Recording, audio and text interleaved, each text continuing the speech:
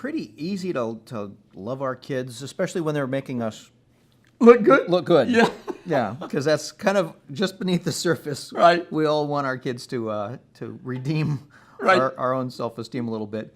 But when things are not going well, when behavior is running amok, they're going hopefully through a stage, we can pretty quickly communicate to our kids. We don't love them. It's just dropped below the level, and Right. it's not now. It's no longer behavior. It's my love comes and my love goes Oh, depending boy. upon your behavior. Right. What are the dangers there? First of all, isn't it great that God isn't like that? Yeah, The one who knows you the best loves you the most and will never not love you no matter what you do. Say it again. No matter what you do, his love remains consistent. I think we begin by communicating that and by demonstrating that. The words need to come out of our mouth. No matter what, you cannot do anything that would make me not love you. that's not a normal thought a child will have. Correct. Everything is leaning toward, I believe I have to perform. And it's So not a common statement a parent will make. it has to be spoken. Absolutely. To be I'm a believed. believer in speaking it. I think it's easy to crush a child's spirit. Yeah. Bible talks about that. And a crushed spirit is not the same as a submissive will. The goal is to teach the will to be submissive, to obey, of course. Otherwise, there's anarchy and chaos in a home. But crushing the spirit, that's pretty close to emotional brutality, Yeah. if not physical brutality. I talk to adults mainly now, and the stories I hear often go back to I remember when. Right. I remember my dad.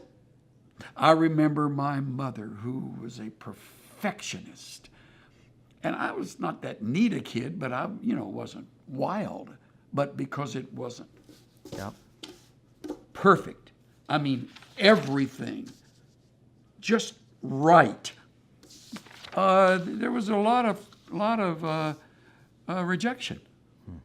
So she says, I've made a mess of my life. No, that's her problem, honestly. She chose that. She didn't have to, but part of that is the mom didn't realize that her bent was perfectionism. Now, excellence is one thing, perfectionism Right. is another. And a child can think, unless I am perfect, I'm not going to be loved.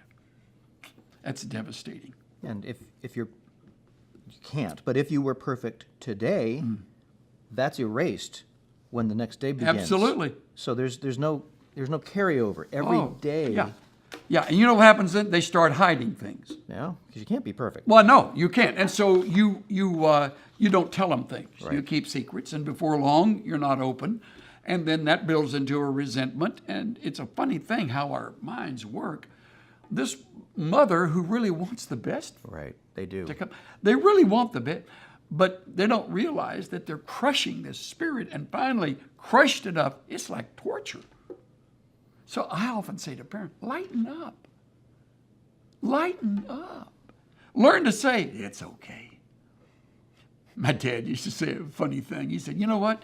If nobody spills a glass of milk at the table tonight, I just feel like turning one over so we can just have a complete meal. I can't remember the times that I'd reach over and I'd knock over a glass, or I'd knock over a glass of tea, or spill something on.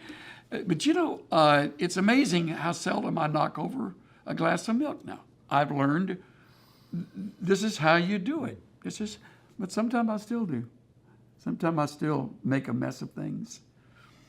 I believe in being punctual. You may not know I've that. heard that. I've heard that. Right. And so I tend to be a little bit over the edge. Well, Saturday night, we had a concert here at the church. Wonderful concert. We had 3 of them in a row. All 3 were packed.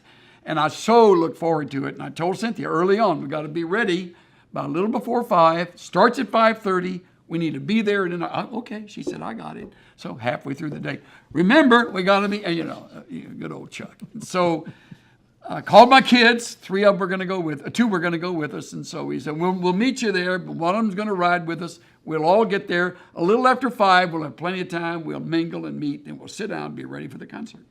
Concert started at 5. Well, there you go. Why, there you go. And so I walk in the church about 5-10 minutes after 5, and it's absolutely quiet as a mouse. Nobody around. I mean, is it going to be at some other place?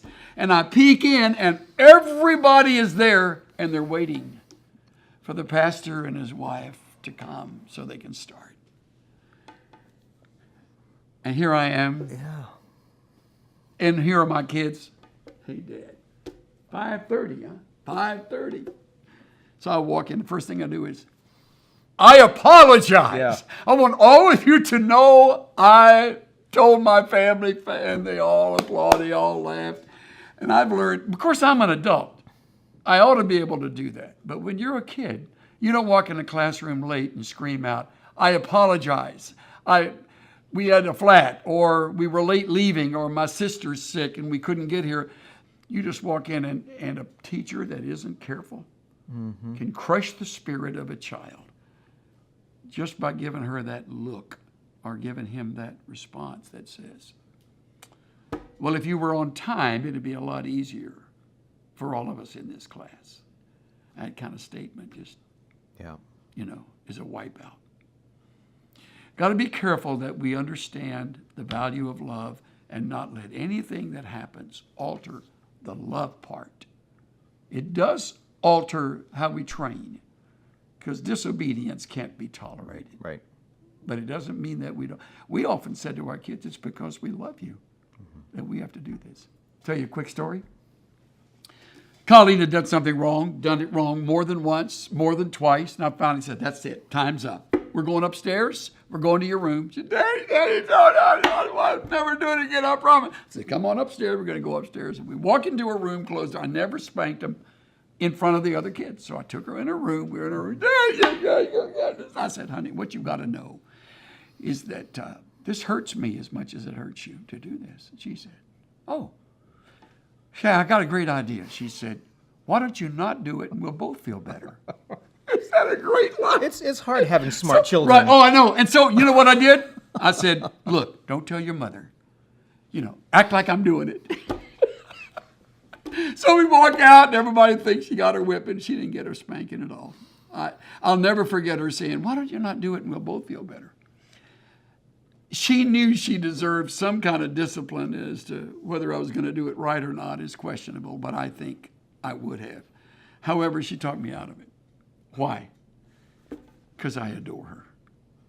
And you know what? It didn't twist her character that we missed that moment where I probably should have come down harder. And her mother knew right away when we walked downstairs and pulled me to the side and said, I know exactly what must have Mr. Big Talker. Yeah. That's right. That's right. Girls got you right around their finger.